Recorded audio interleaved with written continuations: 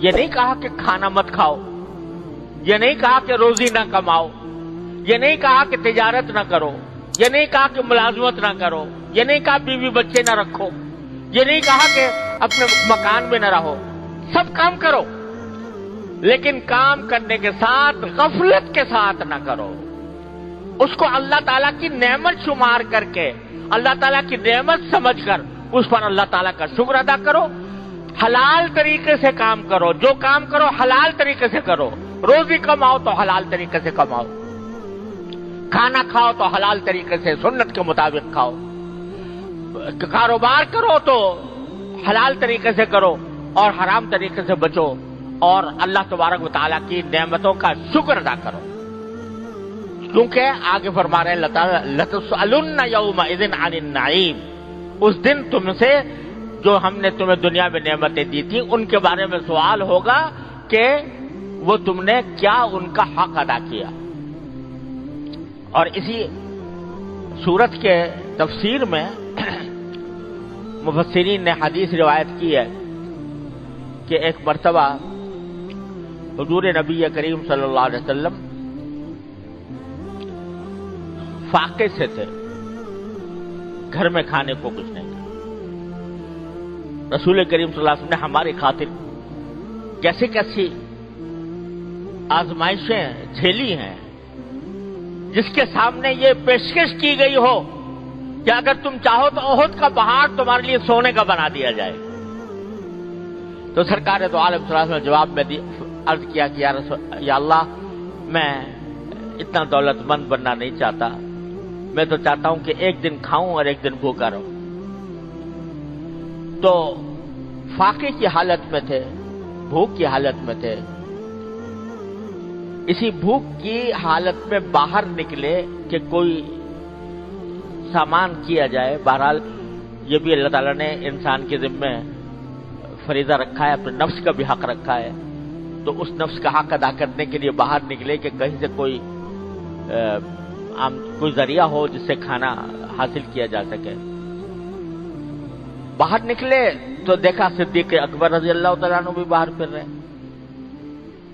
اور ان سے پوچھا بھائی کیوں نکلے ہو، کہاں جا رہے ہو؟ تو انہوں نے بھی جواب میں فرمایا کہ یا رسول اللہ الجوع، بھوک کی وجہ سے نکلے۔ تو رسول کریم صلی اللہ علیہ وسلم نے فرمایا کہ چلو آج ہم اپنے ایک انصاری بھائی کے باغ میں چلتے۔ انصار جو تھے مدینہ منورہ کے، وہ ہمیشہ جانثاری کرتے رہے ہیں رسول کریم صلی اللہ علیہ وسلم صحابہ کرام کے لیے، تو چلو آج ان کے باغ میں چلتے ہیں، وہ خوش ہو جائیں گے کہ رسول کریم صلی اللہ علیہ وسلم ہمارے باغ میں تشریف لائے۔ نبی کریم صلی اللہ علیہ وسلم تشریف لے گئے۔ جب انصاری صحابی نے دیکھا کہ رسول کریم صلی اللہ علیہ وسلم میرے باغ میں تشریف لائے ہیں، ان کی تو خوشی کا کوئی ٹھکانہ نہ رہا۔ انہوں نے جلدی سے وہاں ایک درخت کے سائے میں ایک بچھونا بچھایا اور اس کے اندر حضور اقدس صلی اللہ علیہ وسلم سے عرض کیا کہ رسول اللہ یہاں پر ٹھہریے، اور پھر جلدی سے گرمی کا موسم تھا، سائے کے اندر بٹھا کر پانی لے کر آئے اپنے کنویں کا، اور ساتھ میں کچھ کھجوریں لے کر آئے نبی کریم صلی اللہ علیہ وسلم کے لیے۔ آپ نے وہ کھجوریں شوق سے تناول فرمائی، پانی ٹھنڈا پیا۔ جب پی کر فارغ ہو گئے تو فرمایا کہ یہ بھی نعمتیں جو ہمیں ملی ہیں کہ دھوپ میں سایہ مل گیا، پیاس کی حالت میں پانی مل گیا، بھوک کی حالت میں کھجوریں مل گئیں، یہ بھی عظیم نعمتیں ہیں، اور آخرت میں ان سے بھی سوال ہوگا۔ لَتُسْأَلُنَّ يَوْمَئِذٍ عَنِ النَّعِيمِ، اس دن تم سے اس کا بھی سوال ہوگا کہ اس کا کیا حق ادا کیا تم۔ تو میرے بھائیوں اور دوستو، ہم سے مطالبہ یہ نہیں ہے کہ کھانا پینا چھوڑ دو، حضور نے تو فاقے برداشت کر دیے۔ ہم سے یہ مطالبہ نہیں ہے کہ تم بھی فاقے اٹھاؤ، ہمیں اجازت دی ہے کہ کھاؤ کماؤ، حلال طریقے سے کھاؤ کماؤ، لیکن خدا کے لیے غفلت سے اپنے جان چھڑاؤ۔ غفلت سے جان چھڑانے کا طریقہ یہ ہے، دو باتیں عرض کرتا ہوں، اللہ تبارک و تعالیٰ اپنے رحمت سے مجھے اور آپ کو سب کو اس پر عمل کرنے کی توفیق عطا فرمائے تو انشاءاللہ غفلت سے نجات ملے گی۔ کیا؟ اللہ کو نہ بھولو، اللہ تبارک و تعالیٰ کو نہ بھولو۔ جس حالت میں بھی ہو، اگر کوئی تمہیں حاجت درپیش ہے تو اللہ تعالیٰ سے مانگتے رہو، یا اللہ مجھے یہ حاجت ہے، یا اللہ میری یہ حاجت دور فرما، یا اللہ مجھے یہ ضرورت دور فرما دیجیے، یا اللہ میری یہ تکلیف دور فرما دیجیے، رٹ لگاؤ اللہ تعالیٰ سے مانگنے کی۔ انسان کوئی بھی ایسا نہیں ہے کہ جس کو ہر وقت کوئی نہ کوئی حاجت درپیش نہ ہو۔ ہم جب اگر باہر نکلتے ہیں ہمیں سواری کی ضرورت ہے، یا اللہ سواری دلوا دیجیے، سواری میں بیٹھ گئے تو چاہتے ہیں کہ وہ جلدی سے منزل تک پہنچ جائے، یا اللہ منزل تک جلدی پہنچا دیجیے۔ دعا کی کثرت، اللہ تعالیٰ سے مانگنے کی کثرت، اس کی عادت ڈالیں۔ اور جو چیز حاصل ہے، جو حاجت پوری ہوئی ہے، کھانا سامنے آیا ہے، پانی پی رہے ہیں، گھر والوں کو اچھا خوشحال دیکھ رہے ہیں، تو ہر بات پر اللہ تعالیٰ کا شکر ادا کرنے کی عادت ڈالیں۔ یا اللہ آپ کا شکر ہے آپ نے اچھا کھانا عطا فرمایا، یا اللہ آپ کا شکر ہے آپ نے اچھا گھر عطا فرمایا، یا اللہ آپ کا شکر ہے کہ آپ نے گھر کے اندر سکون عطا فرمایا، میرے گھر والے سب خیر و عافیت سے ہیں، اے اللہ ہمیں اس کے شکر ادا کرنے کی توفیق عطا فرمائی۔ یہ دو باتیں ہیں، ایک دعا کی کثرت، دوسرے شکر کی کثرت۔ یہ دو اگر باتیں ہم اپنا لیں اپنی زندگی کے اندر تو انشاءاللہ یہ غفلت ہمارے اوپر طاری نہیں ہوگی، جس کا اللہ تعالیٰ نے اس صورت میں شکوہ فرمایا ہے۔ غفلت نہیں ہوگی تو انشاءاللہ اللہ تبارک و تعالیٰ کا دھیان رہے گا، اللہ تعالیٰ کے سامنے پیش ہونے کا دھیان رہے گا، آخرت کا تصور رہے گا، اور وہ ہمیں گناہوں سے بھی بچائے گا انشاءاللہ، اور ہماری زندگی کو بھی بہتر بنائے گا، دنیا کو بھی اور آخرت کو بھی۔ اللہ تبارک و تعالیٰ اپنے فضل و کرم سے، اپنے رحمت سے ہم سب کو اس کی توفیق عطا فرمائے۔ وآخر دعوانا ان الحمد۔ یہ نہیں کہا کہ کھانا مت کھاؤ، یہ نہیں کہا کہ روزی نہ کماؤ، یہ نہیں کہا کہ تجارت نہ کرو، یہ نہیں کہا کہ ملازمت نہ کرو، یہ نہیں کہا بیوی بچے نہ رکھو، یہ نہیں کہا کہ اپنے مکان میں نہ رہو، سب کام کرو، لیکن کام کرنے کے ساتھ غفلت کے ساتھ نہ کرو، اس کو اللہ تعالیٰ کی نعمت شمار کر کے، اللہ تعالیٰ کی نعمت سمجھ کر اس پر اللہ تعالیٰ کا شکر ادا کرو، حلال طریقے سے کام کرو، جو کام کرو حلال طریقے سے کرو، روزی کماؤ تو حلال طریقے سے کماؤ، کھانا کھاؤ تو حلال طریقے سے سنت کے مطابق کھاؤ، کاروبار کرو تو حلال طریقے سے کرو اور حرام طریقے سے بچو، اور اللہ تبارک و تعالیٰ کی نعمتوں کا شکر ادا کرو، کیونکہ آگے فرما رہے ہیں لَتُسْأَلُنَّ يَوْمَئِذٍ عَنِ النَّعِيمِ، اس دن تم سے جو ہم نے تمہیں دنیا میں نعمتیں دی تھی ان کے بارے میں سوال ہوگا کہ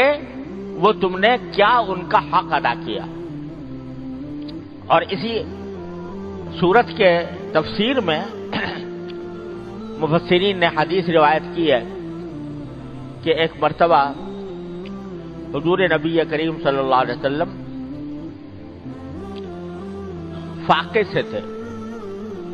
گھر میں کھانے کو کچھ نہیں تھا۔ رسول کریم صلی اللہ علیہ وسلم نے ہماری خاطر کیسی کیسی آزمائشیں جھیلی ہیں، جس کے سامنے یہ پیشکش کی گئی ہو کہ اگر تم چاہو تو احد کا پہاڑ تمہارے لیے سونے کا بنا دیا جائے۔ تو سرکار دو عالم صلی اللہ علیہ وسلم نے جواب میں عرض کیا کہ یا اللہ میں اتنا دولت مند بننا نہیں چاہتا، میں تو چاہتا ہوں کہ ایک دن کھاؤں اور ایک دن بھوکا رہوں۔ تو فاقے کی حالت میں تھے، بھوک کی حالت میں تھے، اسی بھوک کی حالت میں باہر نکلے کہ کوئی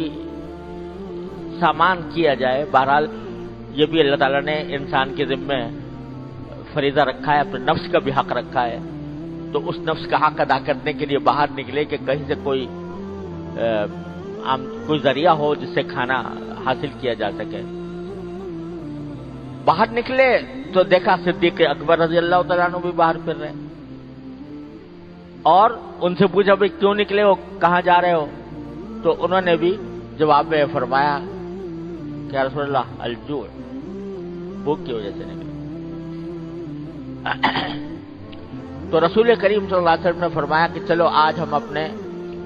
ایک انصاری بھائی کے باغ میں چلتے ہیں۔ انصار جو تھے مدینہ منورہ کے، وہ ہمیشہ جانثاری کرتے رہے ہیں رسول کریم صلی اللہ علیہ وسلم صحابہ کرام کے لیے، تو چلو آج ان کے باغ میں چلتے ہیں، وہ خوش ہو جائیں گے کہ رسول کریم صلی اللہ علیہ وسلم ہمارے باغ میں تشریف لائے۔ نبی کریم صلی اللہ علیہ وسلم تشریف لے گئے۔ جب انصاری صحابی نے دیکھا کہ رسول کریم صلی اللہ علیہ وسلم میرے باغ میں تشریف لائے ہیں، ان کی تو خوشی کا کوئی ٹھکانہ نہ رہا۔ انہوں نے جلدی سے وہاں ایک درخت کے سائے میں ایک بچھونا بچھایا اور اس کے اندر حضور اقدس صلی اللہ علیہ وسلم سے عرض کیا کہ رسول اللہ یہاں پر ٹھہریے، اور پھر جلدی سے گرمی کا موسم تھا، سائے کے اندر بٹھا کر پانی لے کر آئے اپنے کنویں کا، اور ساتھ میں کچھ کھجوریں لے کر آئے نبی کریم صلی اللہ علیہ وسلم کے لیے۔ آپ نے وہ کھجوریں شوق سے تناول فرمائی، پانی ٹھنڈا پیا۔ جب پی کر فارغ ہو گئے تو فرمایا کہ یہ بھی نعمتیں جو ہمیں ملی ہیں کہ دھوپ میں سایہ مل گیا، پیاس کی حالت میں پانی مل گیا، بھوک کی حالت میں کھجوریں مل گئیں، یہ بھی عظیم نعمتیں ہیں، اور آخرت میں ان سے بھی سوال ہوگا۔ لَتُسْأَلُنَّ يَوْمَئِذٍ عَنِ النَّعِيمِ، اس دن تم سے اس کا بھی سوال ہوگا کہ اس کا کیا حق ادا کیا تم۔ تو میرے بھائیوں اور دوستو، ہم سے مطالبہ یہ نہیں ہے کہ کھانا پینا چھوڑ دو، حضور نے تو فاقے برداشت کر دیے۔ ہم سے یہ مطالبہ نہیں ہے کہ تم بھی فاقے اٹھاؤ، ہمیں اجازت دی ہے کہ کھاؤ کماؤ، حلال طریقے سے کھاؤ کماؤ، لیکن خدا کے لیے غفلت